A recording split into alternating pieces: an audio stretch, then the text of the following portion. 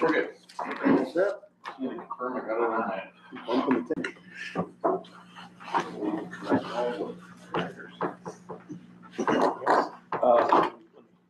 Just the way, because it is making a noise in the recording. So let me just double check that we're live.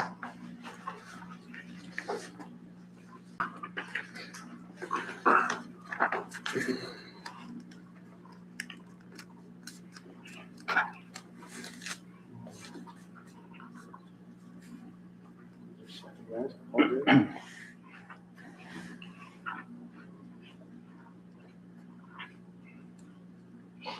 Yep, we're good. All right, we started a couple minutes late, but let's start with the roll. Beckman? Here. Blessinger? Here. Cummings? Here. Mann? Here. Maxey's not here. And Schnauz is here. We all received a copy of the minutes last month's meeting. Are there any comments or questions about those minutes? I'll move to accept the minutes as presented. I second. All in favor? Aye. Any opposed? Passed. Okay, Travis, you're up. Yep. On Wednesday, March the 11th, we did participate in the countywide 8th grade career cruise. We have 29 students interested, or at least expressed some verbal interest. Took time to kind of fill out the form, which is about what we expect. 5% of the general population as a whole is the typical average number. If you look at the last 3 or 4 years that we've done it, it's a pretty generalized number. So just wanted to keep you guys informed. Last week, Dustin and I interviewed 17 of the 18 applicants. The one that I missed was Dustin had to take care of was the Pike County student. So we got 18 applicants for 14 seats for the aviation program. Of course, that's a partnership with the Patoka Valley Career Technical Education Co-op. We used a matrix that they developed in terms of scoring their GPA, their attendance, their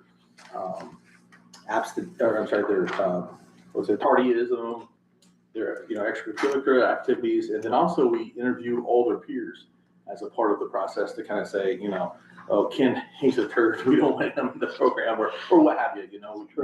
You get consistent input by asking all the students, and it's really amazing how much truth they bring to the table, and helps you in the decision-making process of do we accept them or not. So for what it's worth, I wanted to share that with you guys, let you know that. Solar panels are planned for the, if you guys have driven out County Road 800 over here west of 231, if you just drive down County Road 900 right here, you go across 231, there's flags, big old farm's going to be brought and constructed and erected. Just want to let you know that it's getting close to our RPZ.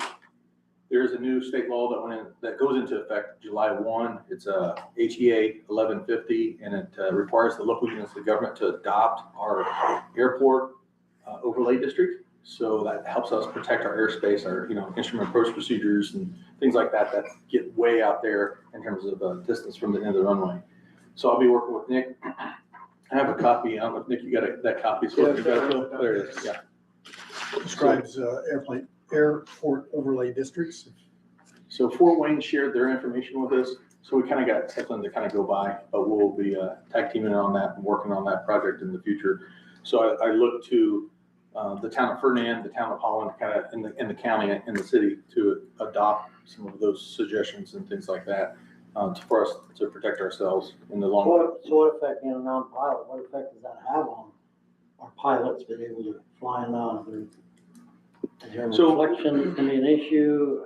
I mean, for the solar panels or just in general? Solar panels. Well, I don't think solar panels is, there is an issue with solar panels. The FAA has a protocol for a study to be conducted for solar panels. Now, Nick, jump in here, correct me if I'm wrong, or Phil, you two might have some area of expertise here. It's called the glare study. It's called a glare study, that's right. So they, if you're proposing to put in a solar farm, if you're adjacent so much distance from the airport, you're required to pay an engineer. Did you guys were? We conducted, there was a BP, their energy group was doing quite a few solar projects across the state, and they had us, there was one near this airport and then a couple near others. We did glare evaluations for them. Although the FAA took a stance several years ago to where the glare is similar to that you'd get off of the water or metallic type roofs. So there's not a technical necessity to do the glare study at a non-towered airport. Now, if you're near a towered airport, that's where it's a requirement to do that glare study, so that the controllers in the tower don't get that glare in the cab. But at a non-towered, it's not technically a requirement. So there's a protocol to follow. I don't know if our camera's working, guys. Has that thing moved at all, Steve? It hasn't? No.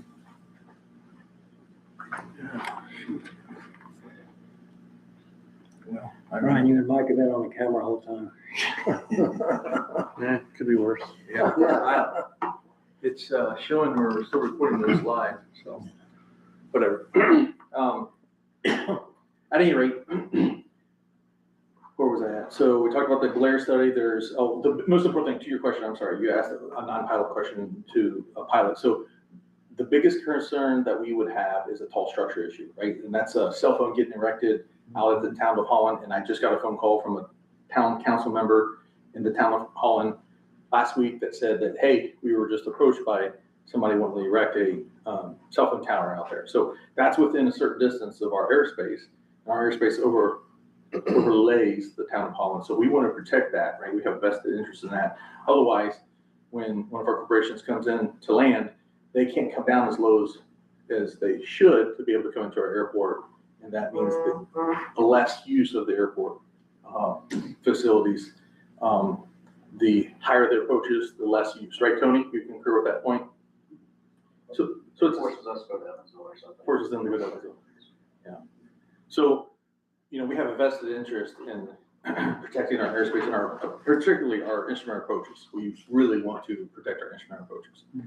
And so that's the point of why I went to the Indiana General Assembly, and that they're, I guess the word is shall, I think the overlapping units shall adopt. Is that right, Bill? I think so, yeah. It's pretty firm, wasn't it? Yeah, Huntingburg redid their Unified Development Ordinance 2022 or so, and we worked with Wolford and the city of Huntingburg did, and they did adopt provisions of an aircraft overlay district. Now, whether those need to be updated, I don't know, that will depend upon what you all decide. Right. So we'll be working through that with Nick and his team and looking at what some other airports have done here in the state. And, you know, as the county, you know, maybe hopefully adopts zoning, that's a part of that package and piece too, you know. So I know there's some talk about that with all the other developments in the county. So we definitely will be at the table to communicate our interest for the airport. So we talked about that. Okay. Community service did have a young gal that's out here volunteering. She came in this last weekend and spent the whole day Saturday in the terminal building from like 10 to 3. And then she came over here on yesterday and was cleaning. So it's a good partnership. Just want to let you guys know that. And there's her name. Cross Units Terminal Building here. Internet was turned on a week ago Friday. Dustin moved his class in here. I think it was last Tuesday or Wednesday. I don't remember. Seeing you guys a picture of that. And Dustin was nominated by one of his students as the, Mike could probably tell a little bit more. What is the? I'm not sure, but they just did these, what they call positive educator awards. So yeah, a student can identify a teacher as their positive educator that made a difference in their life, in their life. So there's a ceremony of the top percentile of students, and then they each nominate a positive educator. So apparently the kid was a good student and chose Dustin. So Yeah. it's a big honor though. My wife teaches at Forest Park, and you know, she's always very honored to receive those from the students, and you know, it means a lot to the teachers, I'm sure. So I'm sure Dustin was honored to be chosen, but yeah, that's kind of what it is, I think. Yeah. Thanks for sharing that. I knew you knew more about it intimately than I did. Radius, I think the question was asked last month. Radius Indiana, the RIF, they did send their $100,000 check commitment to the terminal building. Steve's already cashed that. It's in our checking, our bank account. Nice. So yeah, it was That was a long time coming. They made a commitment about a year and a half ago. So it was a hot minute. I think we met in Springs Valley and it seemed like it was, Anytime you trip a wire with receiving federal dollars that exceeds $750,000 for a calendar year, it's an automatic trip of the wire and it's a SOP for an audit. So just want to let you guys know that we tripped that wire last year, and in 22 we were wrapping up the I think the taxiway line project. Is that right, Nick? Yep. So anyway, so we'll be going through that process with the State Board of Accounts, which is, I feel like, always a good thing. I always welcome the auditors. I always feel like they do their job diligently and help us, kind of get corrected if we're making a mistake internally, and I always appreciate that. So equipment failure report, just final invoices did come in, and we exceeded $12,000 in expenses for that snowstorm event. So I just want to communicate that was $8,000 last month. So some of the more additional invoices came in for the contractors that helped us with those failure points. And just want to let you know what those dollars and cents were. We'll be, again, as last month, I did receive, I presented kind of an agenda item there for the Aviation Indian, a quarterly meeting for the 21st of May. You kind of see the highlights I hit this last month, and looking forward to kind of start hosting events here at the airport in the new terminal building here. The electrical charging station was used. Brian, have you used it yet? No. No, you haven't? No, I thought they were joking with me. It's a mile from my house. So. But you got to plug in. Yeah, You gotta plug in. Well, Chris beat you to the punch. Yeah. And, of course, Chris is one of our T-hanger attendants and a corporate pilot for Kimball. A fellow pilot there with Tony, and so it's nice to see somebody use the charging station here at the airport. I'll be accompanying my 8th grade Jasper Middle School student, my oldest son, to Washington, D.C. on May the 3rd to the 8th. So we may consider rescheduling that May instead of the second Monday of the month. It might have to be pulled to the 1st or push it to the 3rd, or what have you. So just something for consideration. And lastly, as you see out on the ramp, the orange helicopter, the A-Star that Ken Otto wants and is lusting after, and all the pickup trucks, the Forest Department, BLM came in, and they've been, the primary purpose of them being here has been to do some controlled burns in the Hoosier National Forest. While they're here and saw the facilities, we're like, hey, do you care if we do some training? So they were slinging loads underneath the helicopter, both skids and pulling water out of our pond, and kind of doing practice runs. I think, as I understood it, they had one crew come in from Maine to do the training here. So that's kind of cool. And they were very appreciative for the facilities and everything. So, but there's a pretty good gaggle of like 7-8 people open the whole terminal building right now, kind of just hanging, waiting for a phone call to go do fire runs. So it's a pretty significant amount of Forest Service employees here. All right, with that, any questions? On Probably ought to. the winter equipment, we talked about, would it be any benefit? I mean, do you see any benefit of doing like some kind of annual? Yeah. Best time of the year to not interfere with your mowing versus, and is that anything that you need approval from us for, or is that, you have that already? I think I have that already. I'm just going to take it and go through it and service it, to your point, for kind of an annual for equipment. I mean, it seemed like that was not probably shocking to you. Yeah. Is it the amount for repairs? No. So. No, I want to definitely get some equipment over there. And Silent Diesel will go through they're a Volvo dealer. I'll go through that Jet A truck, and I got a couple other things that need, small hoses repaired, 30-year-old, 27-year-old backhoe, hydraulic lines are going to break and that kind of thing. I mean, basically skated through until the last couple of years. Yeah. Yeah. Yeah. Go ahead. So the equipment that you use for the snow removal in the winter, is that exactly the same equipment that's mainly used during the summer for mowing? Yes, primarily that one singular piece of equipment that we use both times is the bidirectional New Holland tractor. Okay, so Yeah. in the summertime, you'll see Andy pulling a batwing. Yes. Okay, Okay. the yellow tractor. Yeah. Again, that's articulated in the middle. So in the wintertime, we'll ship that over, and it gets a 16-foot wide blade put on the rear end of it, and then it's pulling the rotary beam. So first line defense for. I think I remember seeing the picture. It's like, Yes. Long. It's like a 6 freight foot train. long. Yeah. Yes, that's exactly right. Yeah, and it's also wide. So it cannot go into, our shop. It can't fit anywhere. Can't fit anywhere except for it will fit into the Quonset huts hangers. So at least it's out of the rain and sleet, but it's still cold and exposed. Windy and blowing, but Yeah. at least it's not getting on top of it. Yeah. And we've had it, that's how we have, when we have to service it, that's what we have to do is put it down there. So one thing I was wondering is the fact that I know that buying this equipment is very expensive, leasing it is very expensive.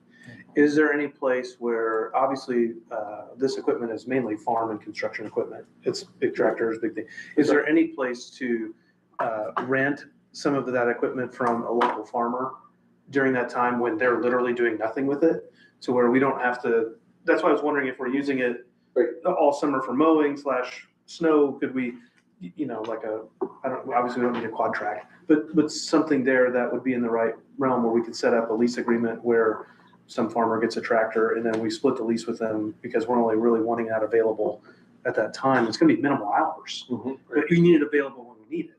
That's right. So I don't know if that's something that's possible to, I don't know how farmers work and how that goes, but it would seem very beneficial because the times when we would need it for that is completely free from them. Right. And then they would take it off our hands during the summer and store it in their place, whatever.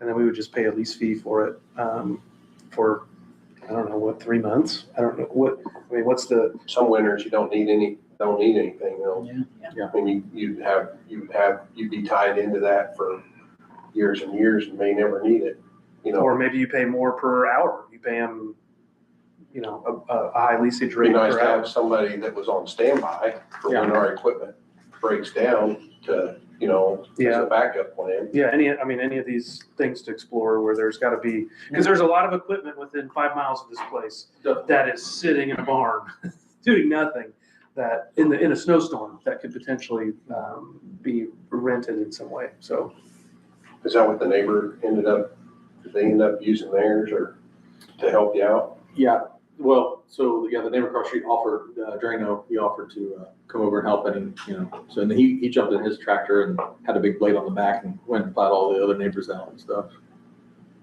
That's a good idea. I don't know what arrangement, if it's a backup or if we set up a lease where it's formally ours for that time, or if it's set up to where we have first right of refusal, and then instead of paying a normal rate of $200 an hour for this tractor, we would pay $300, but we would only be paying it when we need it. Because the rest of the time it's literally sitting in the barn. I mean, they're not using it. Right. We just have to make sure when they park their equipment away for the winter, they would leave it by the door. Otherwise, because some of it gets put, way in the back. So, Access is one thing I was worried about. Yeah, as long as we got access when we but need they it. would know ahead of time. It would be arranged. Yeah. Other questions? Since we brought up the pond, how are we with the fire department and all that was going on there? It's a great question. I spoke to the chief today, we didn't discuss it, but my last conversation with the Huntingburg chief, Don Hine, he said that Triple J is going to be doing the contractor work, and that when I last spoke to him, this has been probably a month and a half, 2 months ago, they were waiting for it to warm up. Well, now it's obviously warm, so I can circle back and see where that's at. So Wasn't that affecting our insurance or? Yes, yeah, No? yep.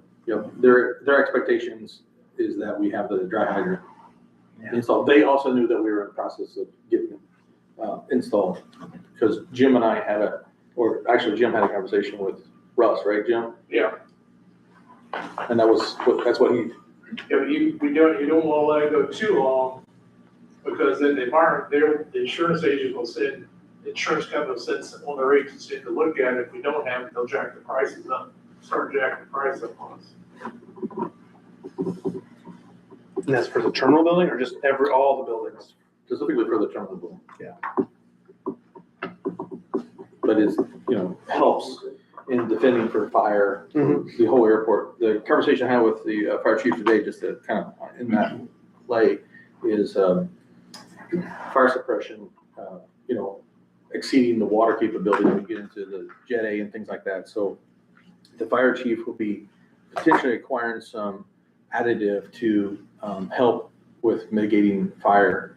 He's speaking to the fire chief in Evansville to buy some kind of a chemical to add to the water to help with fire suppression. So, and we'll probably store that stuff on site for him and his group in our shop. So, other question? Board probably ought to consider your May 11 meeting. Oh, yeah. Maybe changing that if you don't think you're going to be available in that meeting.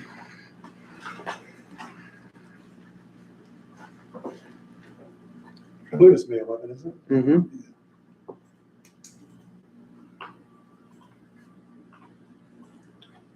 I'm free the 4th or the 18th if that works. Yeah, the 18th's better for me than the 4th.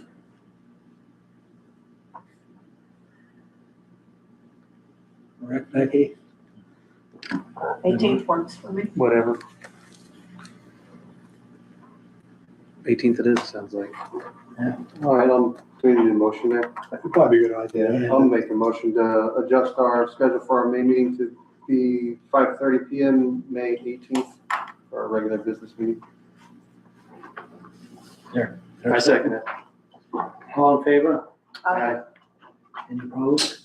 Then we have to let on the media and Yeah, everybody we know. need to take care of the Yeah. open door notice. One last thing I forgot to point out was, if you look at the fuel pricing for Jet A in February, it went up $2 from our last load. So just a FYI. Okay, get my calendar adjusted. All right. Nick, you're up.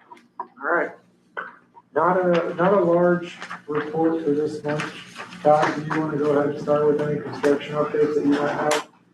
Basically, since our last, meeting here, AV equipment was all installed. All the training has happened for the music system and the data board here. Other than that, contractor is working on punch items, which we're, between Nick and I are evaluating.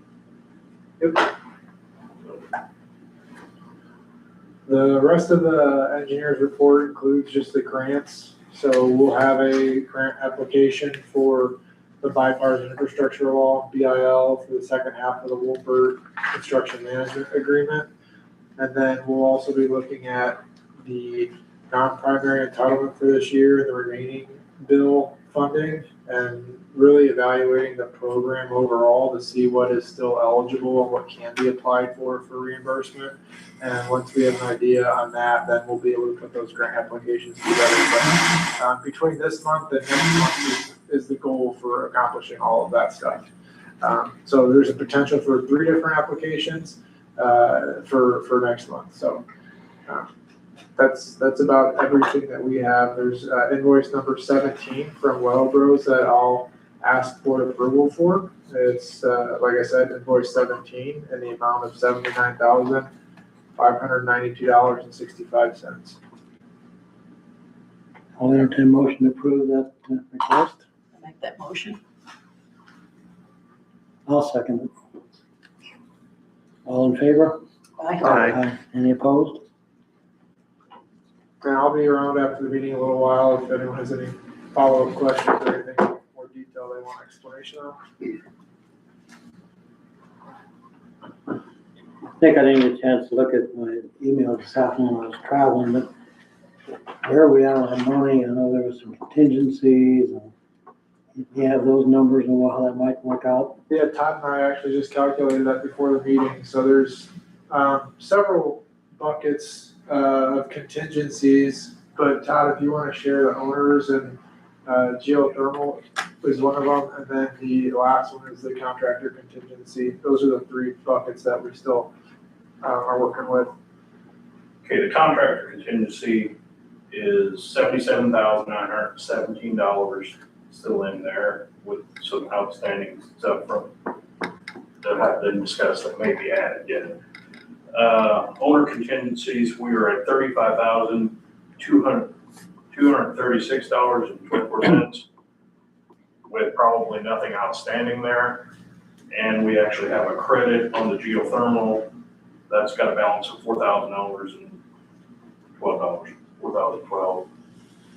So what that means is you essentially, if you take the 4,035, you have approximately 40,000 remaining in your bank account that gets returned to the board after the conclusion of the project.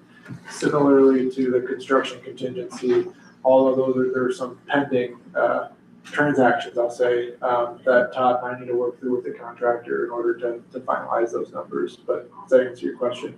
Yes, that's great news. I mean, you guys did a good job keeping us in budget. And Thanks. got a very nice building for what we thought it should cost, a little less than we thought, so that's good. We are still holding retainage money on this project, so total, everything totaled out, they are still, total contract there'd be $388,572. But that would be adding your contingency would reduce that amount. Okay. And they were telling me that we have to contact Gasser about lighting the signs. That you have to do that, or It'd be our recommendation. somebody has to. I asked about it last time because I mentioned him specifically, remember? And one of these two guys said that that was gonna be taken care of. So I said, Brandon's off the hook. But then today they said we have to contact Gasser ourselves. I'll work with you, Travis. It's something that I think it's best to entertain outside of the scope of the terminal project. Because it's not in the contract. No, Is that a Huntingburg electric meter out there, or is it? Might have And there's see if they can electric lower at that the- too. It's quite- Yeah, get reset a little bit. There's electric at the flagpole, but there's not at the Yeah, Todd. the other one has to be solar, right? On Airport Road, that one, we would recommend solar. There's conduit that's ran to the sign out here near the flagpole, that could be used. And then at 231, there's obviously the meter. But I have an email that's drafted that I could provide to you and some recommendations on contractors, but I I mean, they are familiar, so they, you know, that's why we would recommend that. I just need to get it done. they're very dark. They need Kick to the be can light. down the road. I mean, they're nice signs. It's a nice facility. There's no reason to, And you can't see the sign at night. no, you can't see it at night. And John was kind enough to buy solar lights, in the meantime, so, I just wanted to see what it looked like. yeah, $9 a piece at Home Depot. yeah. It makes a difference, doesn't it? Yeah, but I only put them on the south side because that's where the sun is. So if you're coming from the north. You're gonna miss the turn. Then sold. So you think you take that out? Yep. Anything else, Nick? All right. Phil, you're up. Been negotiating with the attorney for Dubois County Flight Services on their hangar lease. We've come to the point where I need to bring the lease proposal back to the board. We have at least tentatively agreed on using the FAA recommended lease template. And I think I have, along the way, furnished copies to everybody by email. The site includes, of course, the hangar, the apron that's adjacent to their hangar, the parking lot, and all the grassy or landscaped areas to the nearest taxiway. So they're responsible for maintaining all that. It also includes the shared use of the 2 aviation fuel storage tanks, like we are currently doing. And those are 2 12,000-gallon tanks. It's a term of 10 years, beginning as of March 10, 2024. When their last term expired, and extending to March 9, 2034. It also includes, at their option, 2 additional 5-year renewal options. And it also includes, though, it gives them an option to terminate the lease early if either the HNI or the master brand hangar becomes available and we arrive at an agreeable lease agreement with them for either one of those hangars. The lease rental on those hangars would be determined by appraisal. Dubois County Flight Services would be required to obtain the first appraisal meeting FAA standards and by a MAI credentialed appraiser. If we disagree with their appraisal, we would supply a second appraisal and meeting those standards. And if the 2 do not differ by more than 15%, the average of the 2 would be the lease rental amount. If they differ by more than 15%, a third appraisal would be obtained by a mutually agreeable appraiser, and that cost to be shared by both Dubois County Flight Services and the Airport Authority. And the three appraisals would be averaged for the rental of HNI or the master brand hangar. The rent for the current hangar begins at $61,000 per year, plus a 2% increase each year. Is that 2.5? 2.5. Oh, I'm sorry, 2.5. I'm sorry, 2.5. Every year, beginning March 10, and that rental began as of March 9, 2024, and March 10, 2024. And beginning March 10, 2025, this past March, the 2.5% increase kicked in and will kick in again March 10, 2026. They have 30 days to make up the back rent. As you recall, they were paying rent at the old rate since March 10 of 2024. They've agreed within 30 days to make up that difference in rental. It is a triple net lease, which means they're responsible for any taxes, insurance, maintenance, including structural and roof and structure and walls, et cetera, doors, and also utilities. They are required to carry insurance that would ensure the replacement value of the facilities. They're required to carry workers' compensation insurance, commercial and general insurance with $1 million combined single limit, and an umbrella with $1 million per occurrence, auto liability, and environmental, $2 million environmental policy. The other terms of the lease are pretty standard, based upon FAA hangar lease templates. So that's what's being proposed. The tenant has agreed to those terms that I've just explained, and they're incorporated. I've got 2 copies of the proposed lease that I have circulated previously in emails to you all. So if you want to proceed with it, you would approve that lease tonight. I might add that I think I've read so many drafts that I almost have it memorized word for word. I was gonna say that was a phenomenal summary. Yeah, Sure was. yeah, it really was. Pretty familiar. He's got it memorized too, I'm sure.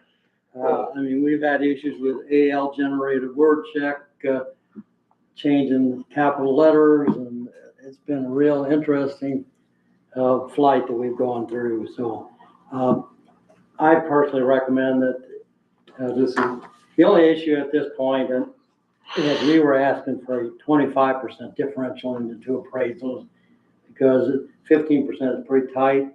But at this point, I recommend we go ahead forward with approving the lease as proposed. Could we make it to where it's not required? Is it the lease or the third appraisal have to be, is it required if it's more than 15? Or can the 2 parties mutually agree to just go? Because that's the concern is I hate to then go to every other hangar and then we all have to pay for another appraisal. It's always subject to mutual agreement. Okay, that's fine. As long as that's. But if we can't come to mutual agreement, then the third appraisal is necessary. Yeah. And by the way, they have cited, and I'm sorry, I don't recall the document that appraisers go by. It's their Bible.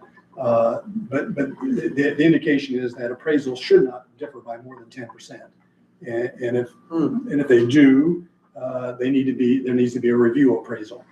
So they're agreeing to 15% before a third appraisal is triggered.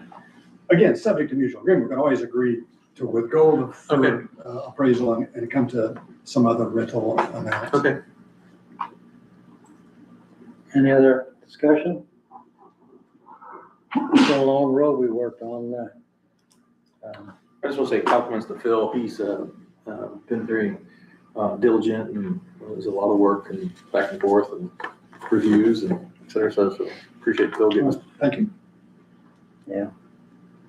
I'll entertain a motion to approve the recommendation to accept the lease as presented. I second. I didn't hear the first. Okay. Oh. All in You just favor? entertain. Oh, to entertain it. Chair, Oh, you I put it in entertain the motion. Okay. Okay. Is there a second? I'm happy to second it. Don't want to jump in. People worked a lot harder on it than I Yeah. did, but I'll second it. It's a good, All those in favor?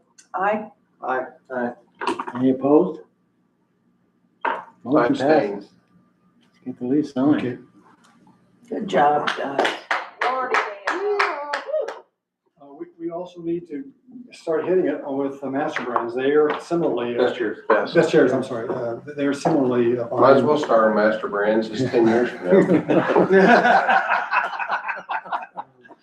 But they've been along for the ride Yeah, for this. I mean, no one's gonna be surprised No, by any of this. we've kept so- them Totally shocked. appraised. Yeah, They've got a copy of our appraisal. Yeah. And we just had not sat down with them and met with them and to determine what their position is with regard to that appraisal and the proposed rent. That needs to be done. I think we're all waiting to get this under our belt. We haven't shared that with them, but I got a feeling they've seen that. yeah, I'm sure. Does do all of the ones due this year, Best, OFS, and Kimball's not until 2 years? I can't remember. It seems. I can't recall. Yeah, It's, I mean, I'm guessing they would have to have new appraisals, but is the appraisal for DCFS good enough for the other two corporate hangars space? no. Or I don't think so. Everyone's It's unique. individual. even if you can agree on a per square foot price? Again, you can always agree on, Yeah. by mutual agreement, and if they're willing to accept that appraisal, and you feel comfortable that that's a fair rental value. I mean, Yeah, we can agree on it. You guys all sat around the table and said this would serve as the kind of the precedent for those next two. So I'm just trying to save the Yeah. board money and save, everybody's spent a lot of time and effort to get this one right, so. The only objection is that the appraisals that involved in Dubois County Flight Services specifically appraised the particular assets that are on that property. The amount of acreage they have, the aprons they have, the facilities, the hangar itself, and the size and all the features of the hangar, which may be different for Kimball. I'm just saying there was an amount assessed to each of those assets. Yeah. Be it finished, be it concrete, unfinished. I think the risk, in my mind, Rick, is we started that way. We came up with a number we thought was a fair number. They didn't agree, and we went through this whole process. But the number was completely outrageous. The end number proves that number was not even within reason. But we don't know I where think the you next, guys are within reason now. So we don't know you where can- that starting number is today. You can start with that number. You can start with the reasonable number now without spending money on an appraisal, is all I'm saying. I think you could have the other contracts done within weeks, not months. What did the appraisal cost? What? 6,500. There's two appraisals, right? That was $6,500 for both appraisals. For each. Yeah. Oh, for One, each. we paid for one, they paid for one roughly, or no, or how did that? No, they paid, theirs was 26,000 Yeah, so. Oh, yeah. okay. 18,000, I think. or 18, it was, Which would have been the firm we would have selected though, for that matter, but from your point is right. I mean, it's, you get into these It's appraisal subject awards, it's to, very everything expensive. is subject to approval in the leases. So you can start at a table with people and say, this is what we recommend. And if they say no, then you can get appraisals, is all I'm saying. You could have these done within weeks. You wouldn't have to go through all that. So we gotta You square, ended up with getting at a table and negotiating is what you ended up doing. So, I mean, we got a square footage number, so to follow. you got a Yeah, number agree for with you. concrete, you got a number for finished square footage, and you got a number for hangar square footage. And that's what you needed. I think So, we got one number for the whole thing, don't we, Phil? and then it blended together as a, We got a blended number, so, yeah, we'd have to look at how they compare, but yeah, you're not wrong. I don't disagree with you. We've got a good starting point. We sure don't want to go through this process of 2 years to get a deal, and I think we got a deal that everybody can accept, and we just gotta get a good number. Yeah. I agree with Phil and with you, let's meet with the next tenant and see where everybody's at. We can definitely have it done ahead of the deadline. You have, you definitely. Like I said, 2 years later. we can have- Well, Too late but- now. But that wasn't all on us. They No, didn't no, do I the know, 180 day no, notice before. no. You definitely have a good process now, Yeah, there you Yeah. so it's, And it's all a process. We We've sort of been had with to the whole go through process. this to get into our process. Yeah. We'll work on that, get that number and try to get that meeting set up. So. Okay. Anything else, Phil? No, but before we leave tonight, I need Ken, for you to sign the 2 leases copies. And Rick, your assistant secretary, Jay's not here tonight, so you attest to his signature. okay. Yes, you're just witnessing a signature. Is there anything we need to do on that area thing on the legal side? Are you talking about the aircraft overlay district? Yes. That's effective July 1. So that's when the state law kicks in. So there's, me and Nick have to get together and do some Okay. work on it. Yeah. So Okay, any other business that needs to come before the board? I had sent out some governance documents for people to read through on the policies of confidentiality and conflicts of interest, all that. Does anybody have a chance to look through it? Have any comments? Phil, you sent a couple of copies this afternoon. I just sent some statutory provisions regarding board appointments and board duties. Yeah, which will be, when we get it all Yeah. together, which will be a part of And I the binder. confess I haven't looked at all the material you emailed, Becky, I'm sorry. Okay, that's fine. No, we're just plugging away at it. The draft you sent originally, Becky, You made some felt comments. uncomfortable with everything in there. The only thing is it had the number of meetings we have to attend. I think we need to discuss that so we don't make that window too narrow that we Or end up too kicking somebody off the board. too because we can't large make or enough too meetings. narrow. Yeah, so I don't know what that number should be. I don't remember what was in there even. It's been a couple months since I looked at it, but. Well, we went from, if we have 12 meetings, can you miss 5, 6, 4, you know? And I think that's one thing this board needs to decide on, what's comfortable, because we're all gonna have issues where we're gonna be out of town or. And can you e-attend? You can, we Yeah. did adopt that, didn't we? Yeah, we did. Somebody COVID, somebody COVID. petitions. We did. Yeah, you can electronically attend, so long as you can be heard and you can participate and you can hear what's going on. So in that case, you would be allowed to participate, whereas the public can't. Yes. But not in a voting capacity, right? Right, No, in a voting capacity, you can't. really? Now, there are certain meetings that you cannot be included as attending if you're establishing a rate or, one of our rates, a final rate or a tax, or, we don't really establish the tax rates.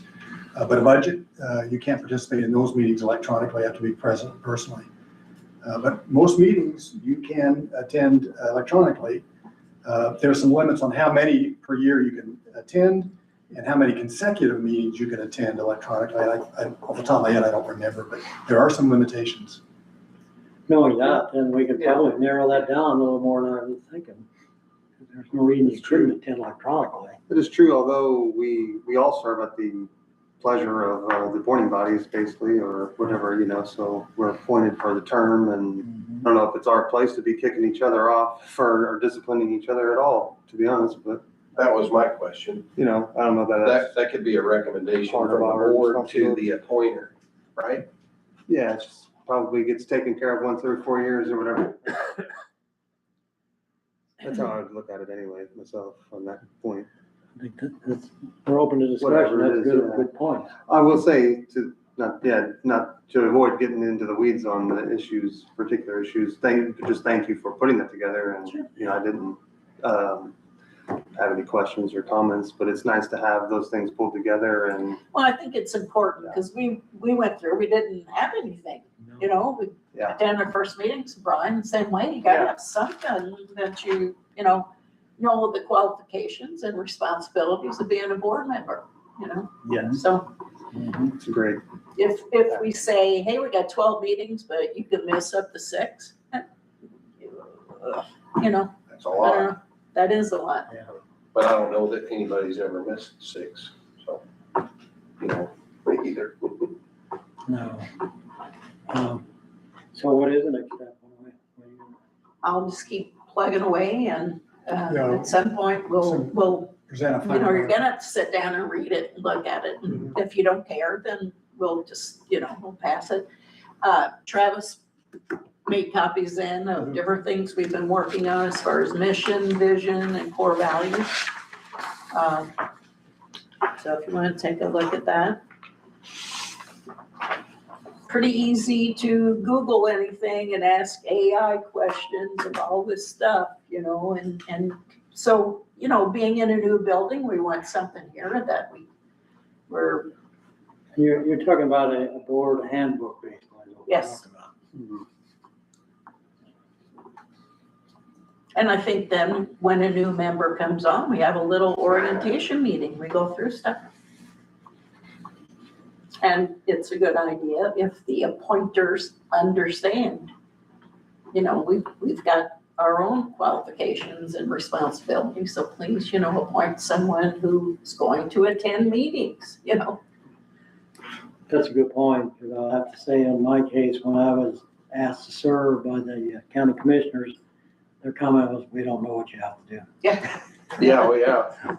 No, So it'd be nice to have at least something that we can even share with them, that they can tell the next person that, hey, this is what your responsibility is. but I think it's important too that we sign off on our conflicts of interest, that we are aware of that, we sign off on it. Confidentiality, you know, it's important when you're on a board that you understand. You don't knife each other in the back. And we're a board, we're not, no one person has any power over anybody else, so, you know, that's important to know, that we are a board. Yeah. The decision's not mine or Mike's or Brian's, it's ours. Whether we Exactly. agree with it or not, it's our decision. So we'll just keep working on it, fine tune it. Okay, I think we're down to the approval of the claims register. It's been passed around, everybody looked at them. Entertain a motion to approve them. I'll make a motion to approve the claims as presented. I'll second. All in favor? Aye. Any opposed? Motion passed. Is there any questions or comments from the floor? So is Kimball's, lease, or, yeah, not Kimball's, is Jasper's lease, completely done after this board meeting tonight since February? Yeah. Okay, just looking specifically with the best home, we can get with the committee of smaller details. But, is it just one cost that includes the building and the fuel farm, or was it broken into 2 costs? It was just one total lease rental for both, that included the availability of self-fueling and the availability of shared use of those tanks. So for everybody else involved, there's a group of buildings, Kimball, Master Brands, they have fuel farms. There's a group of buildings out here, private T hangars, myself, OFS, that does not have fuel That farms. is correct. So would there be a separating factor? Certainly, that should be taken into consideration in the lease rental. Yeah, the fact that you do not have self-fueling facilities available.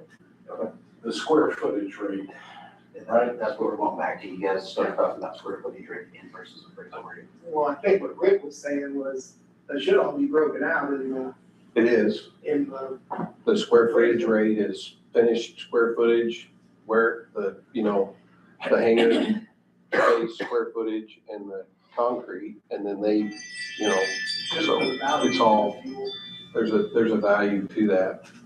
But my point was, if you guys think that that's too high, you can sit around the table with everybody and say, we think that's too high. And if the board says, we don't think it's too high, then you guys can pay for an appraisal, board can pay for an appraisal. If it's more than 15%, then, you know, get a third appraisal and average the 3. And then be 20 grand into cost associated with figuring out what the hangar rate is. So I'm just trying to avoid all that for everybody involved. It's all I would like to try to do. I think, Tony, if you go back and look at the appraisal that was done during all this with best chairs, that was taken into account that you had no fueling facilities. So I guess at the end of the discussion, I just want to verify that best, I'm going to talk pretty specifically here. Best home furnishings price per square foot is going to be lower than that of Jasper's price per square foot. Should be, That's all. would be expected to be. We actually That's have my that appraisal. interpretation. And ours would be expected to be And less. that would be the same for the hangers or what that's Right. everybody else. We actually have their appraisal in our building, don't we? They have it too. Yeah, They have it. Yeah, they have it. And we've shared it with you Yes. also. We got that numbers out there already. It's been done already. Anything else? Yeah, I wanted to make a comment. Brian, one of the things when we looked at that farm equipment is available on the market about yearly now are tractors, which are basically the ones you see that mow the highway right-of-ways. Those are available used with somewhere around about 1,000 hours. It could be picked up fairly reasonable. Take the tractor we have currently now, pull it back to snow removal only, and buy a tractor that does nothing but mow grass with it. And that way it would handle both issues. Because that tractor we got right now, I think when I was looking at prices, is around $300,000 if you buy something as big as it was back then. Yeah, and it doesn't need to be articulated and big as fancy to mow grass as it Yeah, does to for mow the grass, snow. that's what I was getting at. You can buy Right. a John Deere, say around $80,000 in that price range, that would mow grass all day long here and last its lifetime. That's basically what you do with it. So that's another option. I just, Travis and I talked about that for the last 3 or 4 years, of just putting the other tractor back and just snow only. And that way it would probably could last another 10, 15 years as long as we took care of it when we maintained it. So that's another option. And I have been looking for that. I told Travis I'd kind of keep an eye out and see what was up there. Because they want for that. And Maintain's important. Whether we use it or not, we need to be constantly having a look at it. the other thing is, you're probably gonna be looking at replacing the bush hog in probably the next couple of years, because that one's been, I think it was 7, 8, 9 years old. And we mow a lot of grass with that. That's not farm use. We mow a lot yearly with that. So that's something else that's gonna be on your replacement list. So just throw that out for comment.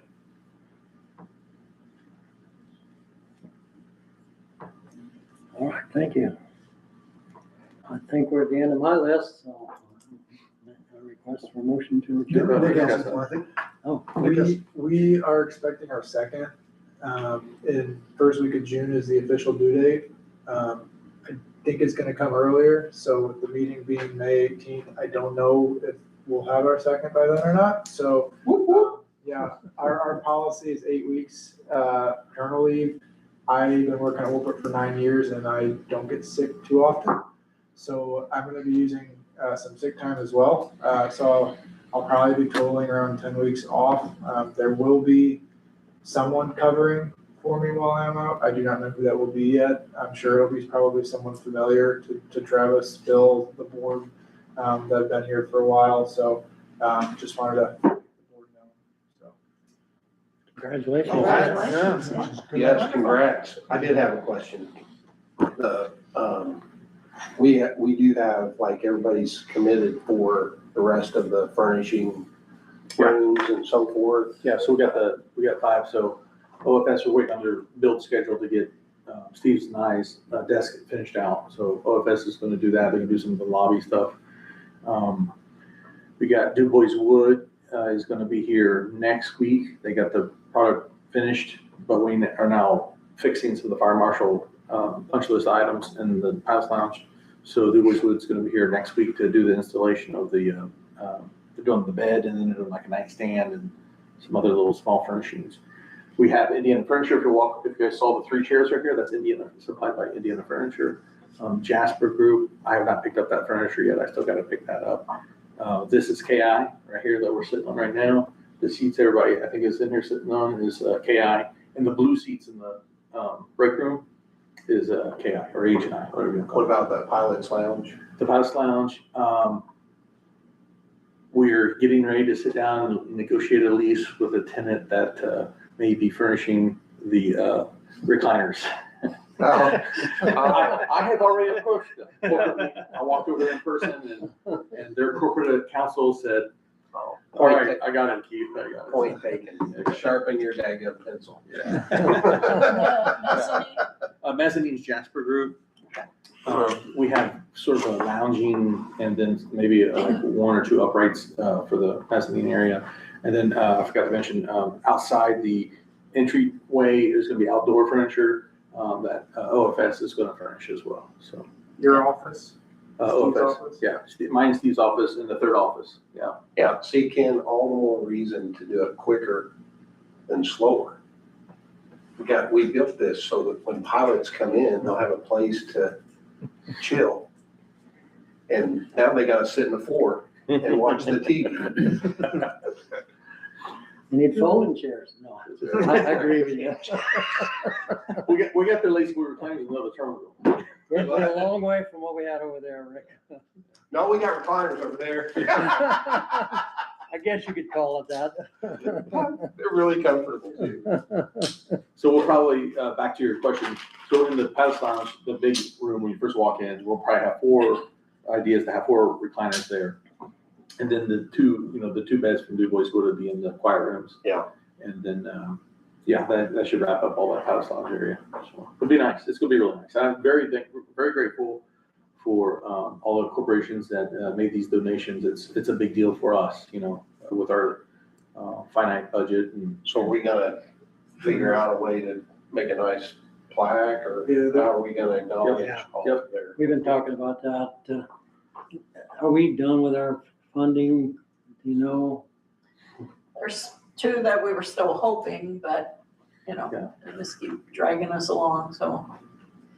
I did find out, though, I checked into whether we need to send these companies a tax form for their in-kind donation, and we do need to. Okay. And leave it up to them then what they do with it. But on our part, we do need to send out Okay. some type of form. You familiar with that? Well, it's just an acknowledgement of their contribution and that there are no services or products given in exchange for their donation. Because they're But they getting have to thank put you, the value. but They have they'll to- follow up with another form. We can't value, they have to place their own Right. value. Right. We acknowledge the action, we can describe what the contribution was. Yes. what do you guys think of this setup tonight versus last month? Any It was noisy, whatever that noise was. From last month? Yeah. Was it the table clicking together, or Yeah, what there was was it? Did you hear it tonight or did you? I didn't I hear didn't it, hear no. it tonight. No, I didn't hear anything tonight. Yeah, it's right here with the joiners. Hear that? Yeah. So like if somebody bumps it, you can Yeah. just, and then the recording is really terrible. Oh, So, but we're a little bit more compacted, but I didn't think we're stepping on each other. You guys feel that way? No. Versus last month, I feel like you're as far away as Todd is, oh, One of the ideas we talked about is the mezzanine or the foyer as you come in between the doors.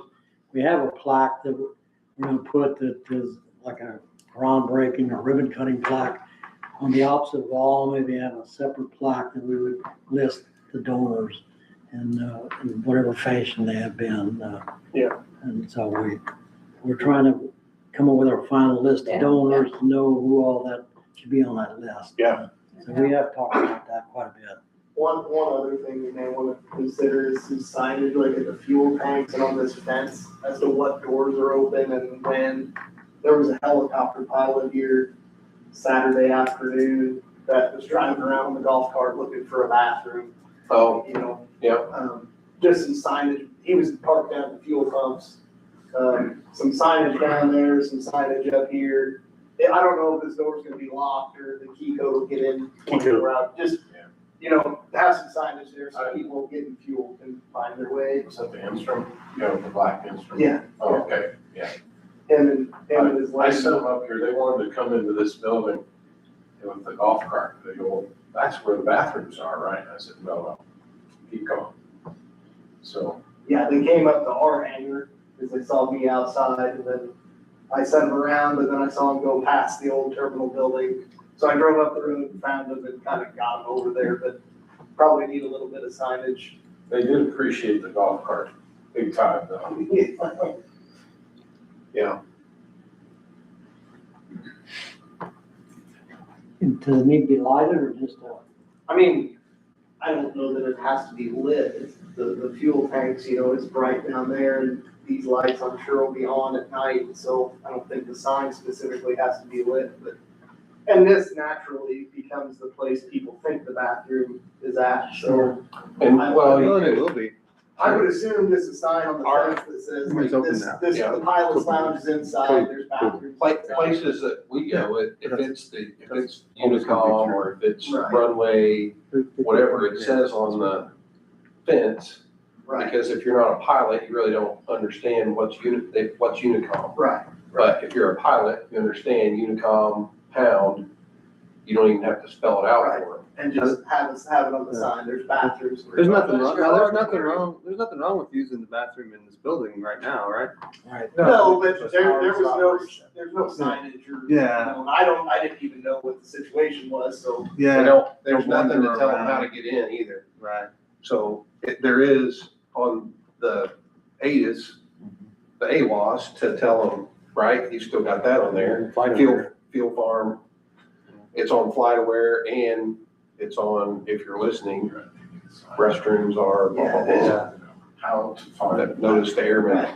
Right, most people that stop for fuel are gonna wanna go to the bathroom. So a sign at the fuel farm and then a sign here would probably be sufficient, but. Didn't you bring this point up, Jimmy?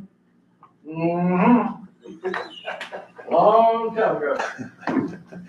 That's how we got the potty wagon. That's how we got the potty wagon. Well, it's been a couple of years now, but there was about 5 172s landed at the same time. And they were from a flight school, I do not know where. Yeah. But there was about, of the 10 people that showed up, 5 of them were females and 5 were males. The males didn't have a real big problem. That's when I brought it up. Embry Riddle or somewhere. And you really probably want to establish it as a stopping point for restroom and fueling. because Yeah. That's your business. It's time to put the shingle out, that's right. They parked us a mile from the FBO at Venice after a 3-hour flight, and I had all the grandsons with me. And so I was waiting for the golf cart, and he never came. And so finally I said, we're just gonna hoof it. The grandsons ran to the edge of the tarmac, and grandsons are beep, beep, beep, beep. And all 4 of them just dropped their drawers to their ankles, and they're just shooting a stream, and I couldn't resist. I had to take a picture. The guy, then finally the golf cart came. And then you had to go get ice cream. Oh, yeah, gotta get out. Out of curiosity, is there a fuel farm in the works down the road? It's not on a short term. It's not short term. You couldn't even repipe it just over? We to- looked at that. Yeah, we looked at that. Wolpert, if you remember Curtis Brown, you brought that point up, Jimmy, and he looked at that, and it's a long term. We do got if you look out there, there's a great pipe that comes up with orange tape on the top. That's for a future fuel farm, but it's not in the cards in this project. We want to get through this project, and It's programmed though. yeah, it is. It's long term. CIP. Not in the next 5 years, but it is Yeah. it is a priority project that Travis has mentioned several times. Yeah. It's not currently in the plan. I don't know, what's one of those modular fuel farming thing? Yeah, $1 million. yeah. That's a lot of fuel to sell, to recoup $1 million. It's hard to, when Virtually you're making 50 cents a impossible.